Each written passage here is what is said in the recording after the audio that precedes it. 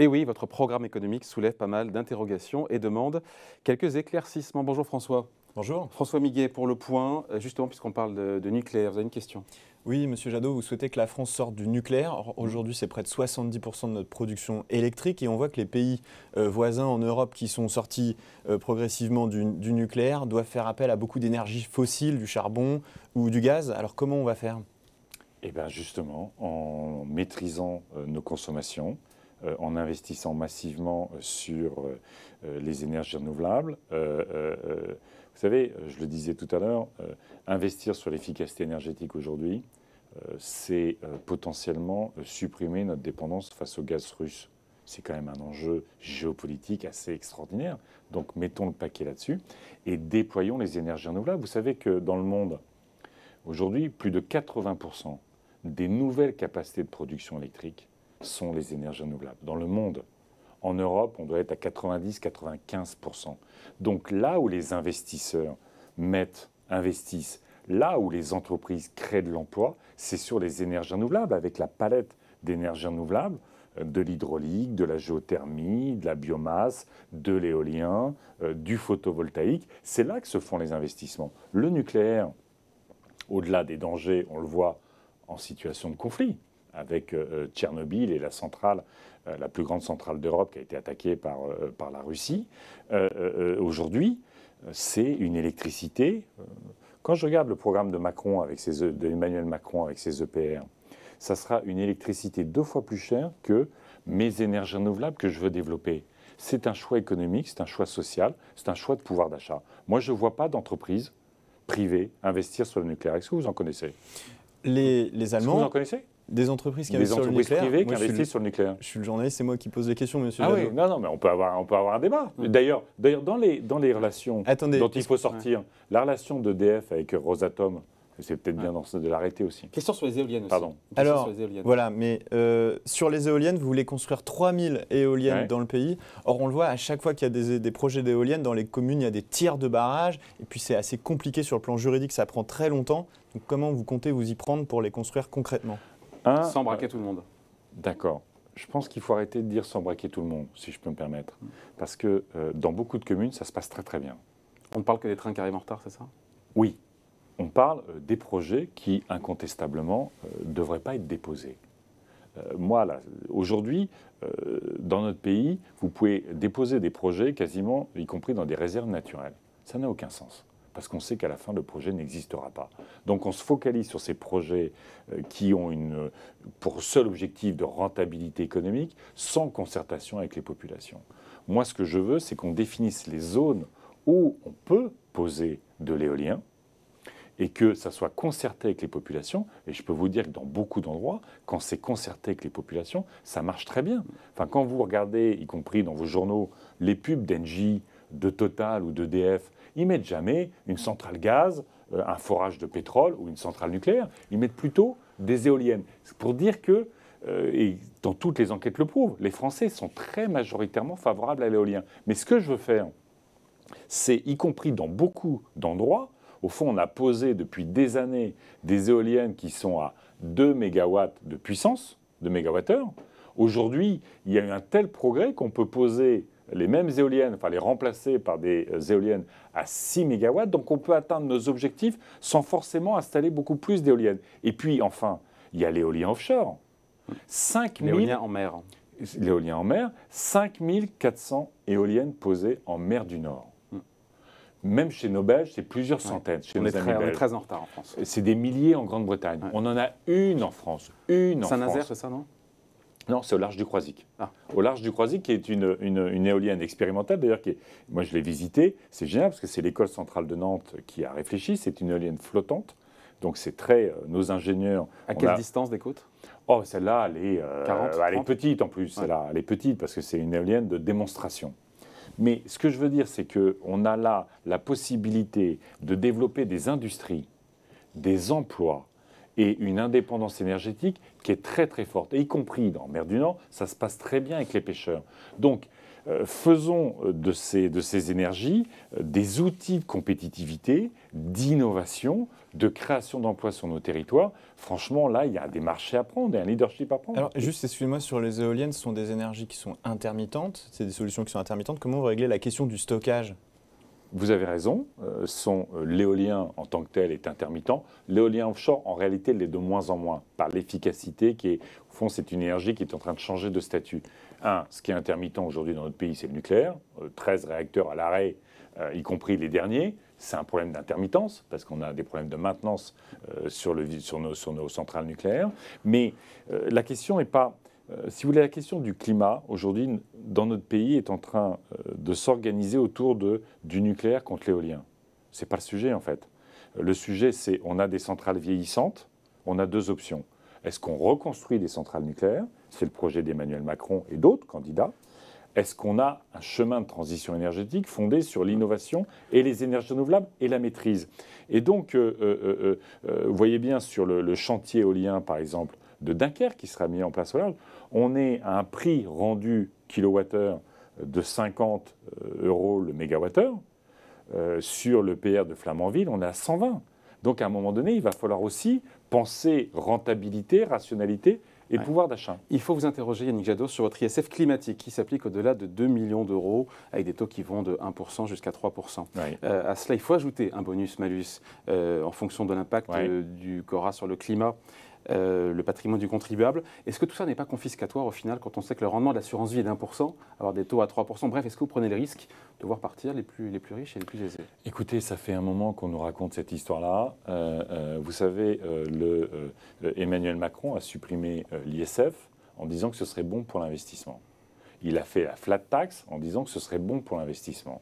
Toutes les analyses qui ont été faites, y compris de l'Institut sur les politiques publiques, ils ont dit que c'est un petit peu tôt pour juger. C'est un peu tôt pour juger. Non. Toutes les études ont dit que c'est zéro sur l'investissement. Ça n'a fait qu'accroître les dividendes.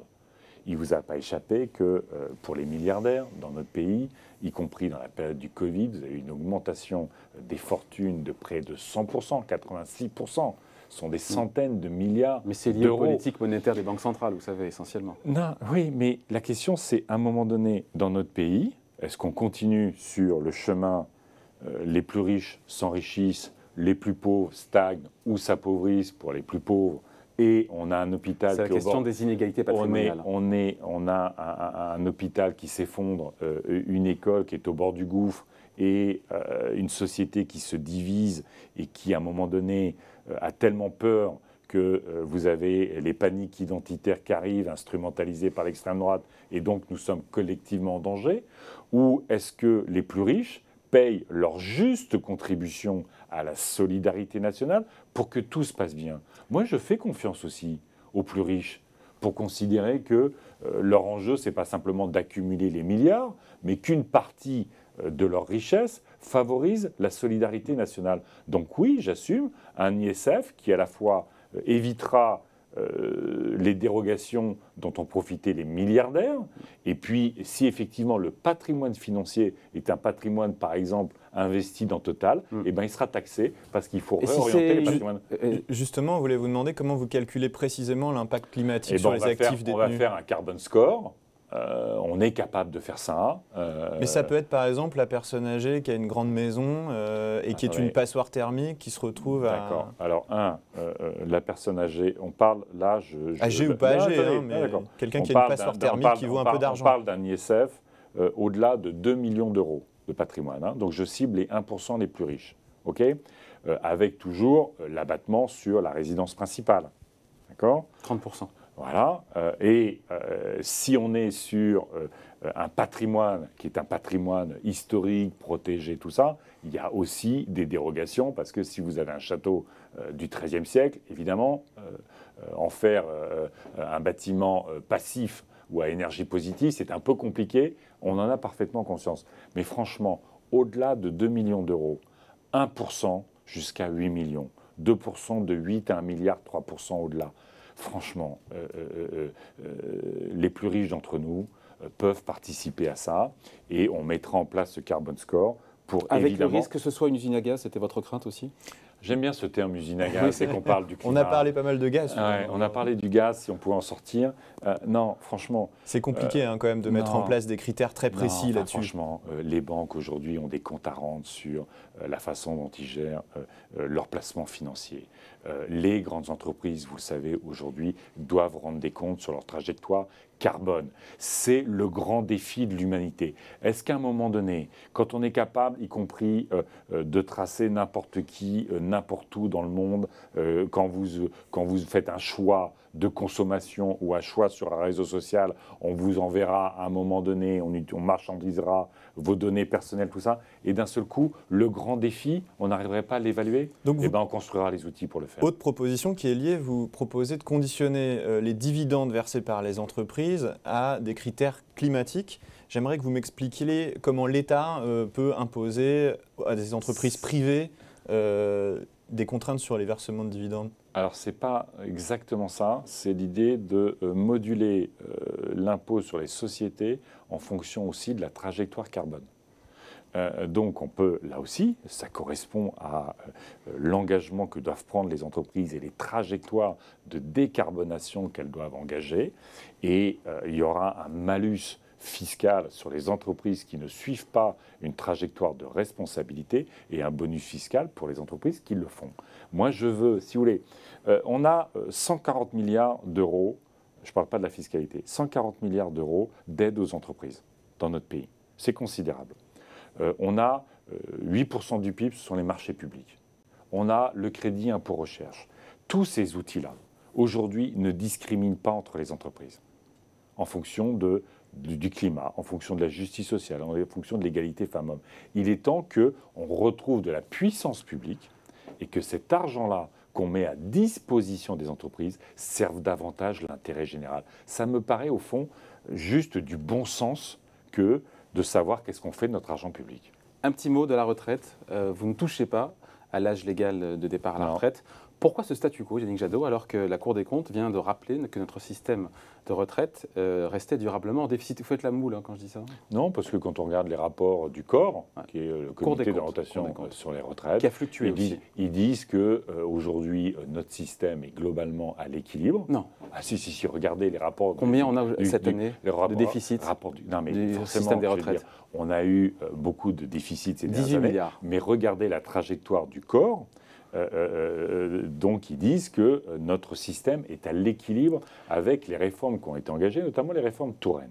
Donc on ne fait pas d'effort pour pérenniser notre système des retraites avec Yannick Jadot. C'est une question. Quand le corps dit notre système est globalement à l'équilibre, je le tiens. Le débat qu'il y a aujourd'hui sur les retraites n'est pas sur l'équilibre du dispositif actuel. Il est sur si on a la 5e branche et qu'on finance la dépendance, est-ce qu'on le finance à partir du régime des retraites? C'est ça le débat. Ce n'est pas le débat sur l'équilibre de notre système de retraite. Deuxièmement, on a un retraité, un actif sur 2 qui fait valoir ses droits à la retraite, qui justement n'est plus en activité.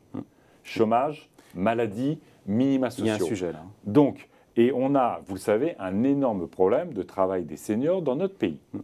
Donc, étendre, reculer l'âge de la retraite, aujourd'hui, c'est une opération injuste du point de vue des longues carrières et des carrières de pénibilité. Et c'est un transfert. Entre différents régimes de sécurité sociale. Si moi, je veux la retraite toucher, au chômage. Je veux toucher aux maladies, attention, aux maladies.